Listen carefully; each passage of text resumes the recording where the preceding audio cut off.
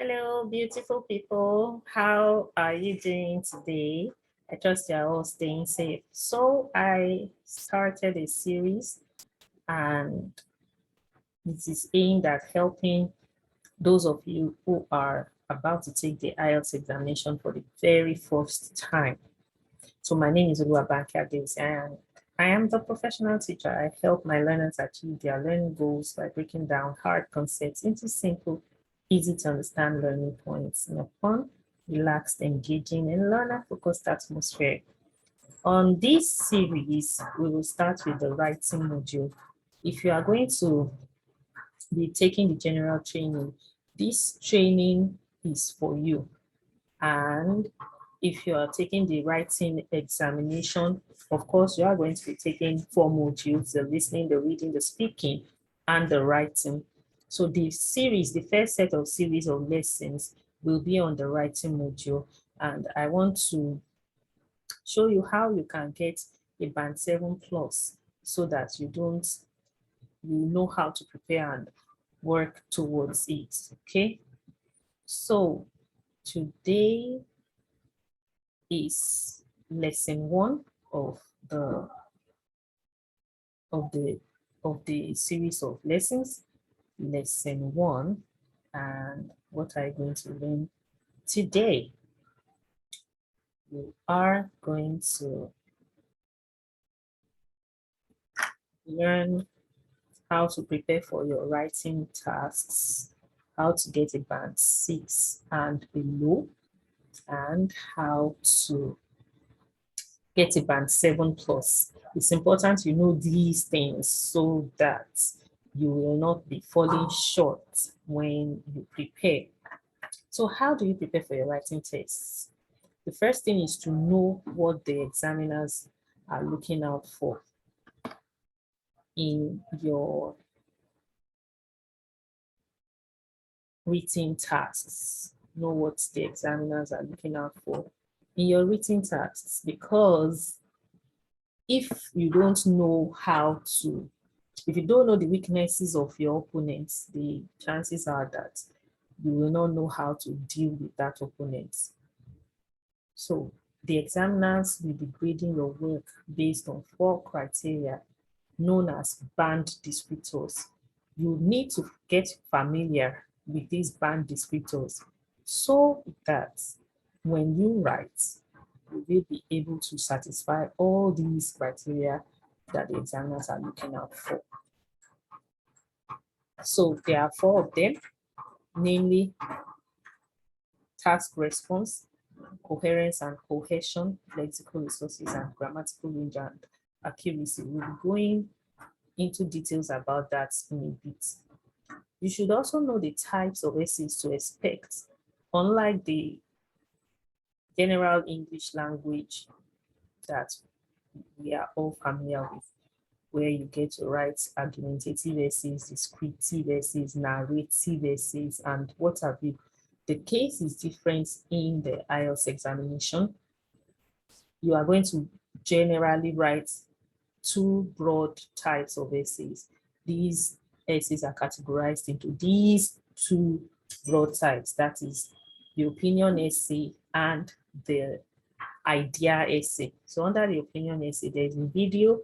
I will link it in the description. You can watch it to know the types of essays to expect, because that is not the crux of the matter we are dealing with today. What we are dealing with today is how to prepare for your writing task so that you can get a band 7 plus. You also need to know the time requirements and word counts. If you know the time requirements and word counts, it will help you to ensure that you manage your time effectively, because in the experiences I've had with a number of students, quite a number of students spend more time on task 1 so that by the time they get into task 2, they don't have ample time or the required time to finish up. So in task 1, you will be spending 20 minutes, and in task 2, you will be spending 40 minutes. It's important that during your practice, you should spend lesser time. For instance, you should spend 15 minutes when doing a self-practice or tutor-guided practice session. spend 15 minutes for task 1, which is a letter in the case of general training, and spend 30 minutes for task 2, which in the real examination you are going to spend, you are going to have 40 minutes. But when you practice under lesser time conditions, by the time you are facing the real exams, you'll be able to manage your time effectively and you are able to finish in time to cross-check and go over your work. The word counts for the 2 tasks. In task 1, you are expected to write at least 150 words. At least 150 words means that you can write more than 150 words. The maximum number of words you can write, which should be between the range of 150 to 250 for task 1, that's a fair deal. But writing up to 300 or 350 words for task 1 is a no-no, because that's too much. So between 150 and 250, I think you should target between 150 and 250. But do not write less than 150. If you write a word short, let's say you write 149 words, you're going to get a lesser band score. There's no way you're going to get a band 7 when you write lesser amount of words. In task 2, you will be required to write 250 words. Ensure that you write something between 250 and 350 words. That helps. That's a good and nice place to stay. Overtly writing above 400 words is a no-no. That's too much. So between 250 and 350 words is okay. Then practice. What do I mean? Don't just think that you know it already. You've been writing, you've received your instruction in English language all the while, and so it's just going there. When you practice, you should be practicing with model questions. For instance, I always recommend the Cambridge textbooks for your practice. For 98% of the time, you should be practicing with Cambridge materials and other materials, maybe for 2% of the time. So make sure that you practice with model questions as seen in the Cambridge textbook. Right? So now, how do you get a band 6 and below? How do you get a band 6 and below? If you know you don't want to get a band 6 and below, then listen carefully to the next things I'm going to say so that you avoid them like a plague. Of course, we know that if you do not achieve your desired band score in writing module, for instance, and you get band 8, 9 in other modules, you're going back to retake all the modules. So you want to ensure that you get the maximum band scores across all the modules. So if you don't want to get a band 6 and below, these are things you should not do. These are things that your examiner will be looking out for that will make your examiner award you a band 6. For task response, recall that I said will be graded based on 4 criteria, right? The first is task response. So for task response, the examiner wants to see whether you address all parts of the task. However, even if you address all parts of the task, but leave some parts not as fully covered as the others, in essence, your task is tilted to one end than the other, then you are not going to get a band 7. You're going to get somewhere between band 6 and below. So what does that mean? What does it mean to say that some parts may be more fully covered than others?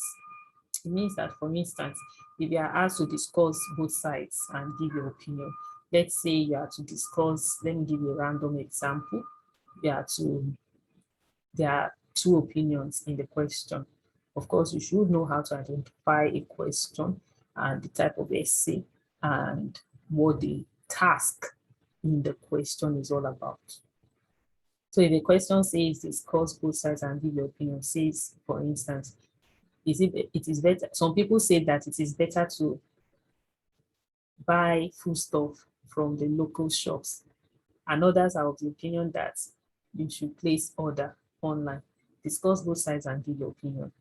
And you now talk more about why it is important to buy food from the local shops than the than that of the than placing than doing that through online shopping. Let's say you present like 4 ideas for the first opinion, which is buying from the local shops, and you just have like one idea discussed in the one for why it is important to buy it online. Remember that the question says discuss both sides and give your opinion. You are not going to get a band 7 for addressing some parts of the question more than the others. So for task response, if some parts are fully covered than the others, you are going to lose marks. Also, if you present a relevant position, yes, it's clear that you have presented a relevant position, although the conclusions may become unclear or repetitive. Repeating yourself throughout the essay is not a good signal, and that will impact on your overall band score. If you present relevant main ideas, but some are inadequately developed and unclear, there's no way you're going to get a band 7 and above. What that means is that if you do not develop your ideas, if you're just lumping up several ideas in a paragraph without fully developing it, explaining it with relevant examples or task response, you are not going to get the maximum scores. For band 5, this means that you only address the task partially, still using that same example that I was using earlier about the where to purchase foodstuff, whether it should be online or in local shops. If you are following, okay, so you know that you cannot talk about one partially, and this format may be inappropriate in places. If you express your position, but the development is not clear, it's not always clear, and there was no conclusions drawn. Of course, all essays must have an introduction, must have a body, and must have a conclusion. And if you write in such a way that the conclusion drawn is not evident to the examiner, it means that there were no conclusions drawn. You just wrote without structure to your work, and it's not clear. The development of your ideas is not clear, your position, whether, the question says discuss both sides and give your opinion. Now, make sure that you do not create an extra paragraph to make your opinion clear in a situation where the question asks you to give your opinion. If the question says discuss both sides and give your opinion, you are going to give your opinion in the introductory paragraph and restate it in the concluding paragraph by reparaphrasing and not repeating exactly what you have, the way you have written it in the introductory paragraph. Okay. I hope you got that. If you didn't get it, just pause the video and listen to that again. So you don't want to fall into the temptation of coming across as repetitive. And so you must express a position that is clear, and then you should show your conclusions clearly in the concluding paragraph. You cannot have an essay that has no concluding paragraph. For band 5, you are going to get a band 5 if you present some main ideas, but there are limited and insufficiently developed. These are limited and insufficiently developed ideas. There may be irrelevant detail. That's important. And irrelevant detail will only mean that your word count will be higher, more than normal. You remember I told you that your word count should not be more than 350 at the maximum for you if you are writing task 2. Okay, so when you fall into the temptation of putting irrelevant details, there is no way you're going to get a band 7. You're going to get a band 5. And again, you don't want to lump up ideas without sufficiently developing them. So let's talk about coherence and cohesion. For someone who will get a band 6, this is what this person does. This person arranges information and ideas coherently, and there is a clear overall progression. However, this person uses cohesive devices effectively, but cohesion within and or between the sentences may be faulty or mechanical. What does that mean? First, what are cohesive devices? Cohesive devices are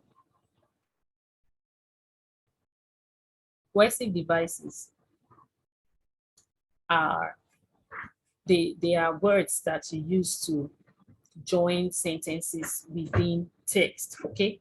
And examples include, for instance, moreover, likewise, furthermore, etc. So you need to use these cohesive devices in a way that it doesn't appear mechanical to the examiner.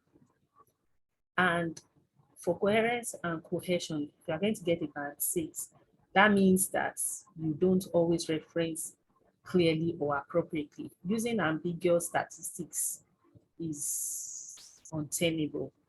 Using paragraphing, but not always logically. Yes, here is where I said that here's where I'll say that the whole essay should not be more than 5 paragraphs. That means the maximum number of paragraphs your essay should have is 5.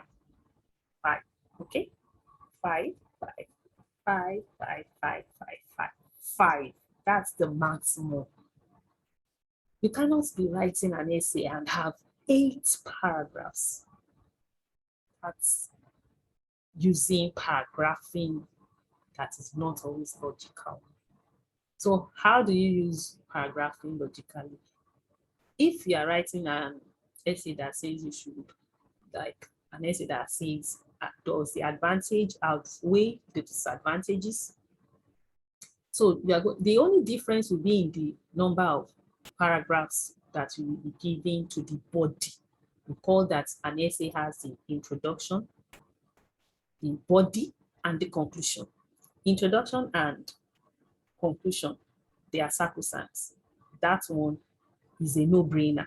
Your essay, all essays, whether opinion essays or idea essays, must have introduction and conclusion. So the difference that makes it up to 5 on the total, let me take that slow motion, on the total, the one that makes it 5 on the total, that's you want to have the maximum number of paragraphs, 5, right? So the body will now be different. The number of paragraphs you give to the body of the essay will be 3. In a situation where the question says, for example, does the advantages outweigh the disadvantages? So if the question says, does the advantages outweigh the disadvantages, they are going to have 2. If you are saying that there are more advantages, that means 2 paragraphs will be given to that idea, to discussing those ideas of the more advantages, and 1 for disadvantage. That's 3. But if it is just a discuss one opinion essay type, for instance, that, for example, the question says that family members are more important than friends. Do you agree or disagree? That's a typical example of a discuss one opinion essay type. And so that will just have 2 body paragraphs plus the introduction and the conclusion. That's 4. That's all. So, but I get questions. I get essays written, and I'm asked to review essays. I review essays for people, for my students, and having like 7 paragraphs, 8 paragraphs, that's unacceptable.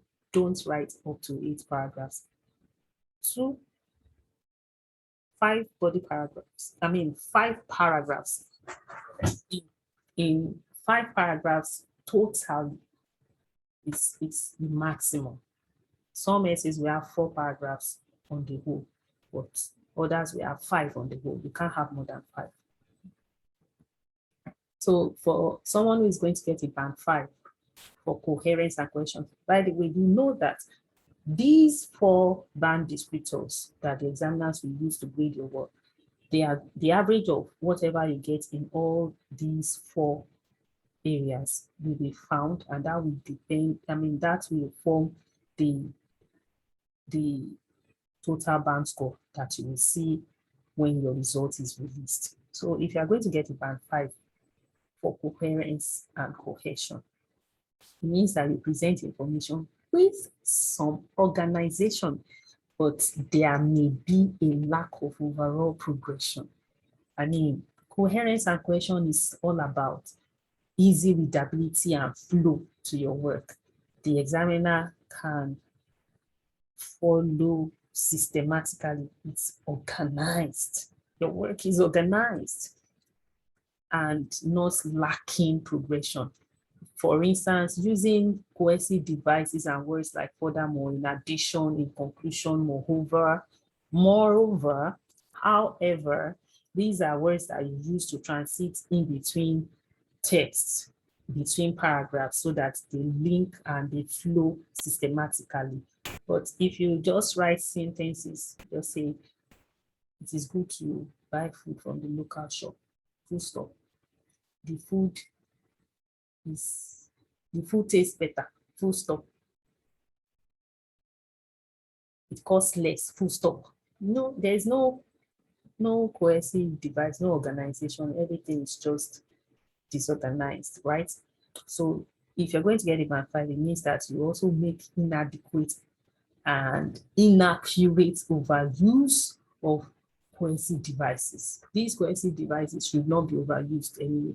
They should only be used when you are moving from one idea to the other. After stating one idea, you have explained it clearly, then you also want to add another idea within a paragraph, then you use in addition, but not overly using likewise, firstly, secondly, thirdly, and it's all over the place, okay? So avoid overuse of cohesive devices. May be repetitive because of lack of referencing and substitution. So you don't want to do that. And may not write in paragraphs, or paragraphing will be inadequate. Some people don't even write in paragraphs, they just write everything together. Okay? Don't do that. You are going to only end up with a band 5 if you do that. So what are cohesive devices? These are words or phrases used to connect ideas between different parts of a text. And giving examples like, for instance, furthermore, in addition, these are cohesive devices. These are phrases that you use to connect your ideas. If you want to look, if you'd like to know how to write a band 9 or deep paragraph, I show you how to use these cohesive devices, and the video is available. I'll put the link to the description. I'll put the link to that video is in the description box. So you want to check out that video on how to write a band 9 for the paragraph, and the kind of essays that the examiners that you should expect to see in the IELTS examination writing module. So these 2 links will be put in the description, and you can go watch them for further details. Meanwhile, maybe if you have not subscribed to the channel, please make sure that you do that. Kindly help share the video, share it. Let's reach 1,000 subscribers and above, and you will be getting more helpful content to help you in your preparation, so that you can write the IELTS examination and face it once and for all. So let's talk about lexical resources. Lexical resources. What are lexical resources? So lexical resources means that the kind of words you use in your essay, kind of words you use in your letters.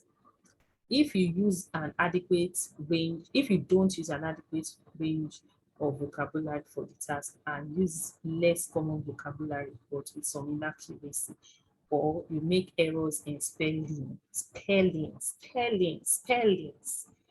make sure that you do not write incorrect spellings. If you write incorrect spellings, word formation, that will give you band 6.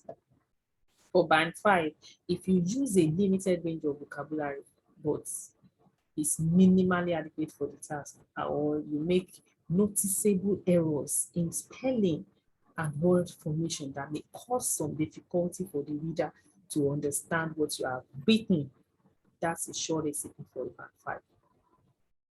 So ensure that your spellings are correct, word formation are accurate, and you use vocabulary adequate and have a good mix such that you are not repeating words consistently throughout your write-ups.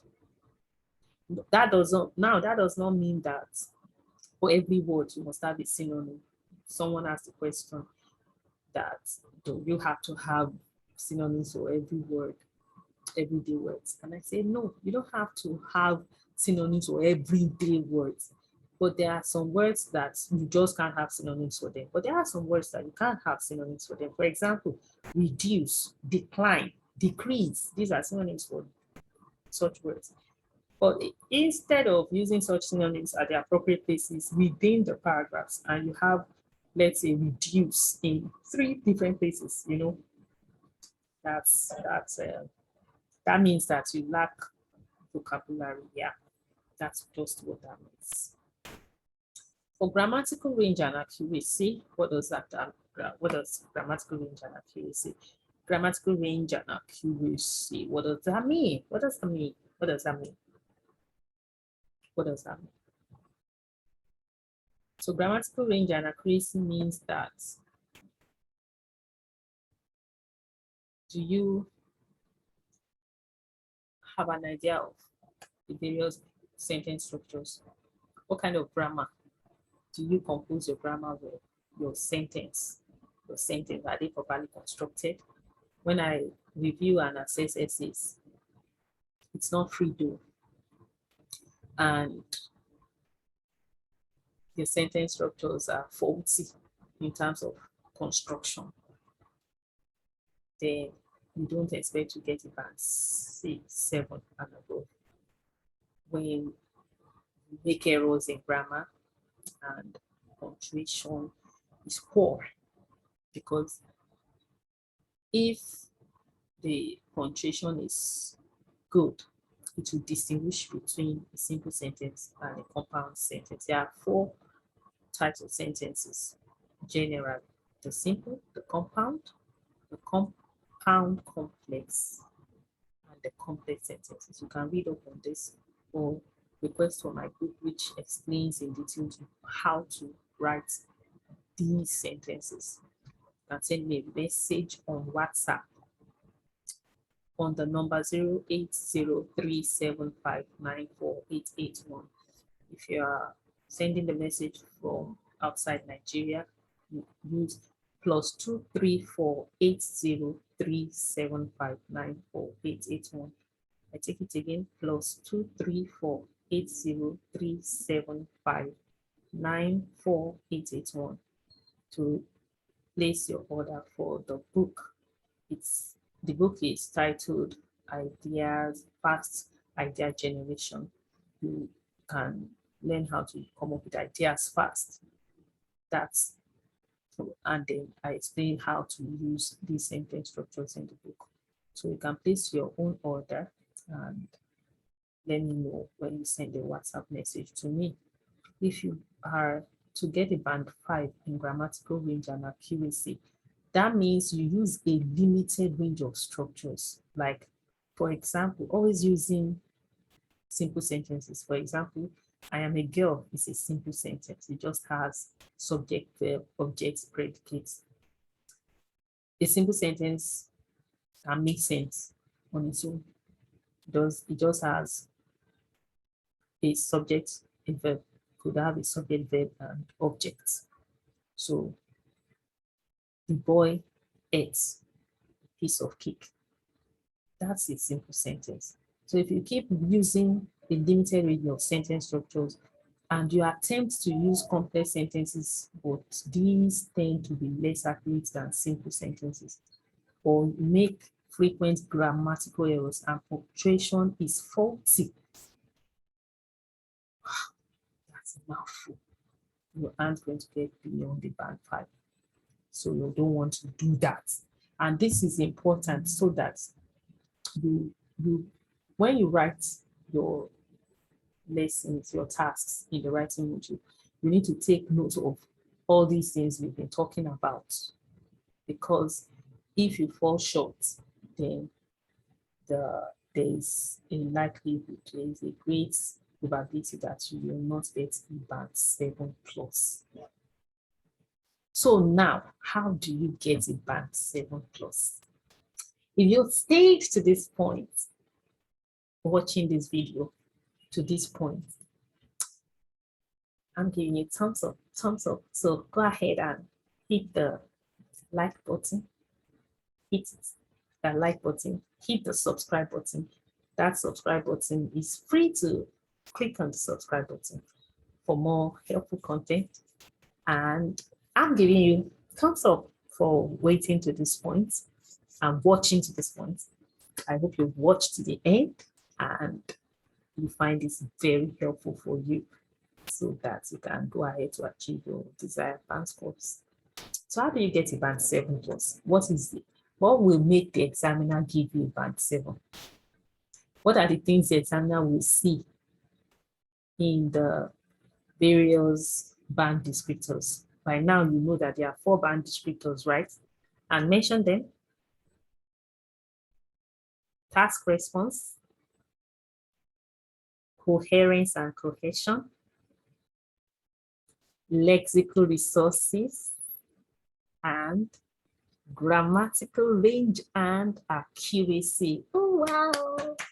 So I'm clapping for you. Did you get all the 4? If you got all the 4, round of applause for you. Awesome, awesome, awesome. Good job, good job, good job. Okay, so are you ready to learn how to get a band 7 plus? I'm sure you are excited and the suspense is over. But it was imperative and it was important for me to let you know the mistakes and the various things that will make an individual get a band 6 and below, because you may be wondering if you've written the IELTS examination before and you got a band 6, for instance, and you're wondering that, but I did it well. You may have committed those errors I talked about, and that made you get a band 6 and below. But now, let's talk about how you are going to get a band 7 plus, so that the next time you write your examination, you put these things into play, you put it into practice, and then you go in and get a band 7 plus. These are called from the band descriptors made public documents released by the British Council and the IDP. And this for task response is what someone who will get a band 9. I wrote this out for someone who the examiner will award a band 9 for task response. Remember that if you have band 9 in task response, you have band 9 in coherence and cohesion, you have band 9 in lexical resources, and you have band 9 in grammatical range and accuracy, you end up having a band 9 when the average is found, right? And you get a band 9. So if you aim at the sun and you land in the moon, you're safe. So I always want you to aim at the maximum, right? At the highest. You aim at the zenith, at the peak. So this is what we give you. These are things you should do to get a band 9. And of course, you know that band 7 plus band 8, band 9. Yes. And you can You can, don't ever think that you can't. So for task response, it means that you fully address all parts of the task and you present a fully developed position in answer to the question. And you also use relevant, fully extended and well-supported ideas. You can see the difference. The difference is in that development, extending, supporting your ideas with relevant examples or case studies as the case may be, depending on what the question asks you to do. You must understand the question and draft your essay plan before you set out to start writing. We are going to talk more on all these in subsequent lessons. This is just lesson 1 of the series, right? You don't want to just lump up ideas as someone who will be given a band 6 or 5 would do. You want to ensure that you fully extend and support your ideas. You will get explanation on this when you watch that video on how to write a band 9 plus, a band 9 paragraph. The link to that video is placed in the description box so that you can go watch that and you will learn how to fully extend and support your ideas with relevant examples in that video. Let's talk about coherence and cohesion. Coherence and cohesion. That means you use cohesion without attracting attention. What do I mean by using cohesion without attracting attention? For example, if you say, firstly, one advantage of buying food from the local shop is that, like that, blah, blah, blah. So, firstly, is attracting attention using such firstly, secondly, thirdly. There are ways to write without having to use cohesive devices that attracts attention. You can take the paid course on that if you want to. If you like, you can send me a message on WhatsApp and you can sign up for that if you want to learn more on that. To skillfully manage this paragraphing. How do you skillfully manage paragraphing? I told you earlier that the essay should not be more than 5 paragraphs on the whole. The maximum number of paragraphs your essay should have is 5 and not more than that. And you skillfully manage the paragraphs in such a way that you are not coming across as repetitive and there can be clear conclusions drawn from what you have written and all that we discussed up to this point. So you want to put them into play and ensure that you cut out all the other mistakes we discussed so far.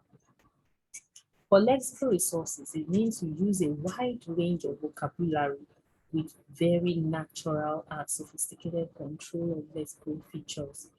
And even if you make errors, they are very rare and they only occur as minor slips. All right.